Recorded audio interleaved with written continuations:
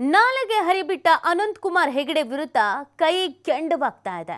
ಅನಂತ್ ಕುಮಾರ್ ಹೆಗಡೆ ನಾಲಿಗೆಯನ್ನ ಶುದ್ಧೀಕರಣ ಮಾಡಬೇಕಾಗಿದೆ.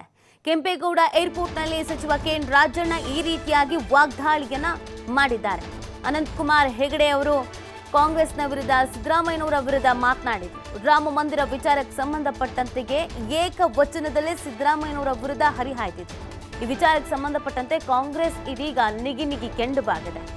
ಅಯೋಧ್ಯೆಗೆ ಹೋಗುವುದಕ್ಕೂ ಮುನ್ನ ಅವ್ರ ನಾಲಿಗೆ ಶುದ್ಧಿ ಮಾಡಬೇಕು, ಶುದ್ಧಿ ಮಾಡಿ ಕಳಿಸಬೇಕು ಅಂತ ರಾಜಣ್ಣ ಹೇಳಿದ್ದಾರೆ. ಜನರ ಭಾವನೆಗಳನ್ನು ಕೆರಳಿಸಿ ಚುನಾವಣೆ ಗೆಲ್ಲುವುದು ಅವ್ರಿಗೆ ರೂಢಿ ಆಗ್ಬಿಟ್ಟಿದೆ. ಈಗ ಚುನಾವಣೆ ಬರ್ತಿದೆ, ಹೀಗಾಗಿ ಈ ರೀತಿಯಾಗಿ ಮಾತನಾಡ್ತಿದ್ದಾರೆ ಅನ್ನುವಂಥ ಆರೋಪ ಮಾಡಲಾಗಿದೆ. ಚುನಾವಣೆಯ ಬಳಿಕ ಯಾರ ಕೈಗೂ ಸಿಗಲ್ಲ, ಮುಖನೂ ತೋರಿಸಲ್ಲ. ಇದು ಅನಂತ್ ಕುಮಾರ್ ಹೆಗಡೆಯ ಜಾಯಮಾನ ಅಂತ ಆಕ್ರೋಶವನ್ನ ಕೆಎನ್ ರಾಜಣ್ಣ ಹೊರ ಹಾಕಿದ್ದಾರೆ.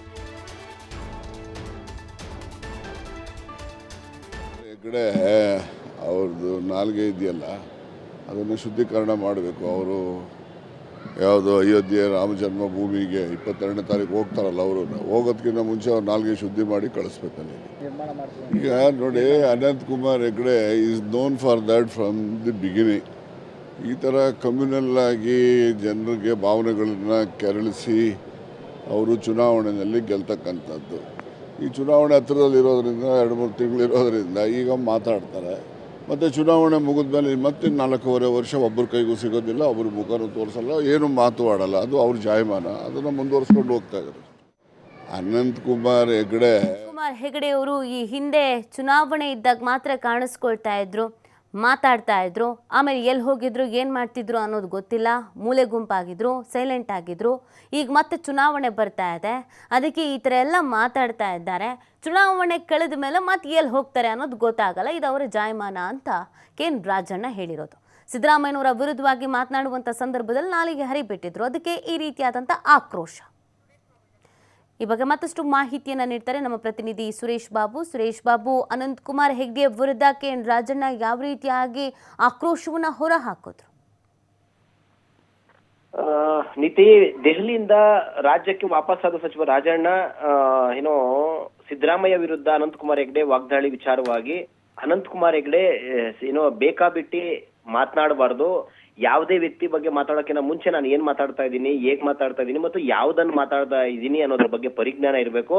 ಅಯೋಧ್ಯೆ ರಾಮ ಭೂಮಿಗೆ ಹೋಗುವ ವಿಚಾರವನ್ನ ಮುನ್ನ ಇವರು ಶುದ್ಧಿ ಮಾಡ್ಕೊಂಡು ಹೋಗ್ಬೇಕು ಅಂತ ಹೇಳಿ ಅನಂತ್ ಕುಮಾರ್ ಹೆಗಡೆಗೆ ಟಾಂಗ್ ಕೊಟ್ಟಿರ್ತಕ್ಕಂಥದ್ದು. ಮೊದಲಿನಿಂದಲೂ ಸಹ ಅನಂತ್ ಕುಮಾರ್ ಹೆಗಡೆ ಭಾವನೆಗಳನ್ನ ಕೆರಳಿಸಿ ಚುನಾವಣೆಯನ್ನ ಗೆಲ್ತಕ್ಕಂಥ ಕೆಲಸ ಮಾಡ್ತಾ ಇದ್ದಾರೆ. ಈಗ ಚುನಾವಣೆ ಬರ್ತಿದೆ, ಹೀಗಾಗಿ ಈ ರೀತಿ ಸಿದ್ದರಾಮಯ್ಯ ಅವರ ವಿರುದ್ಧ ಮಾತನಾಡೋದ್ರ ಮೂಲಕ ಮತದಾರರನ್ನ ಓಲೈಸಬಹುದು ಅಥವಾ ಗಮನ ತನ್ನ ಸೆಳಿಬಹುದು ಅಂತಕ್ಕಂಥ ನಿಟ್ಟಿನಲ್ಲಿ ರಾಜಣ್ಣ ಅವರು ಸಹಕಾರ ಸಚಿವ ಟಾಂಗ್ ಕೊಟ್ಟಿರ್ತಕ್ಕಂಥದ್ದು. ಚುನಾವಣೆ ಮುಗಿದ ಮೇಲೆ 4.5 ವರ್ಷ ಯಾರ ಕೈಗೂ ಅನಂತ್ ಕುಮಾರ್ ಸಿಗಲ್ಲ, ಮುಖಾನೂ ತೋರಿಸಲ್ಲ.